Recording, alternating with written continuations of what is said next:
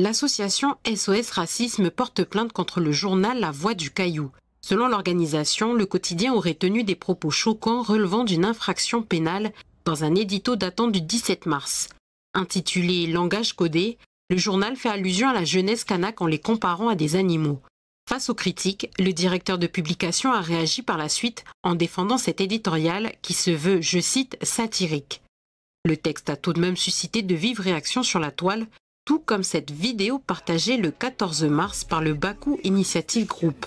Intitulée « Nouvelle-Calédonie, liberté ou mort », elle fait l'objet d'une enquête pour appel à la haine et à la violence. Liberté, c'est pas un rêve, c'est un droit qu'on reprend. C'est nous, eux, libres ou morts dans le sang. Des cas qui ne sont pas isolés.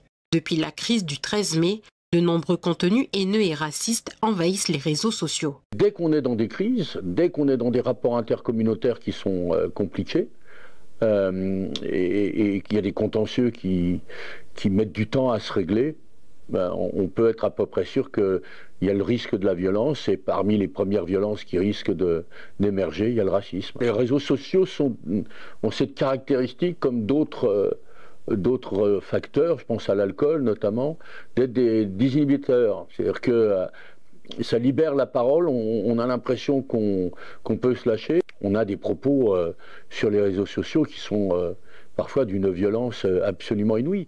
Après la période dite des événements dans les années 80, le pays a également connu une hausse du racisme. Mais pour Patrice Gaudin, la crise du 13 mai a profondément bousculé la société calédonienne.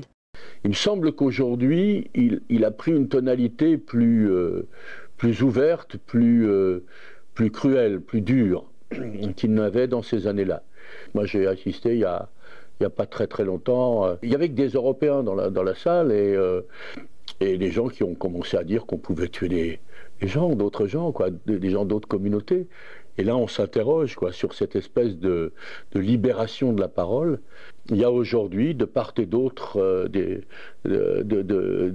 camps politiques de ce pays, des gens qui tiennent des paroles qui sont extrêmement graves et qui peuvent être porteuses pas simplement de violence, mais de mort. Un constat que partage Jean-Pierre Haïfa. Personnalité calédonienne incontournable, cela fait 86 ans qu'il observe le pays. Membre du comité des sages et du collectif Pays pour le dialogue, c'est avec amertume qu'il assiste à la radicalisation de la société calédonienne. Pour nous, c'est d'une grande tristesse parce qu'on a comme l'impression d'avoir fait une grande marche arrière. On est arrivé à un point vraiment culminant. Personnellement, j'ai été très attristé, c'est d'entendre des jeunes traiter des gens de sales blancs. Quand on dit sale déjà, c'est quelque chose chez nous qui résonne et qui nous rappelle des époques tristes. Moi, je rencontre une femme de Bouraï, une femme kanak de Bouraï qui travaille à Nouméa, qui me dit avoir perdu un de ses 2 employeurs puisqu'elle est une femme de ménage, parce qu'elle était kanak. Et que tout ça, ça va être difficile à rattraper, parce qu'autant à nos époques, il y avait un téléphone, il y avait une CB, il y avait une radio. Aujourd'hui, on a les smartphones, on a les tablettes et puis tout, et la communication, elle va très vite. Au-delà de ce constat, pour Jean-Pierre Haïfa, il est important de travailler sur les causes pour éviter que cela ne se reproduise. Ce ne sont pas les seuls jeunes qui ont cassé qui sont responsables de la situation. L'État dans l'ordre, les partis politiques, je dirais, dans le désordre. La copie conforme de ce qui se passe en France avec les extrêmes, ici, chacun a joué son positionnement extrême parce qu'il était déjà sur la démarche du résultat d'une élection à venir, les élections provinciales.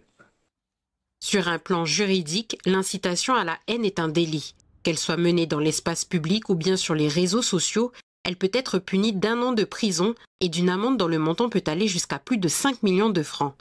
Des sanctions complémentaires peuvent également être prononcées.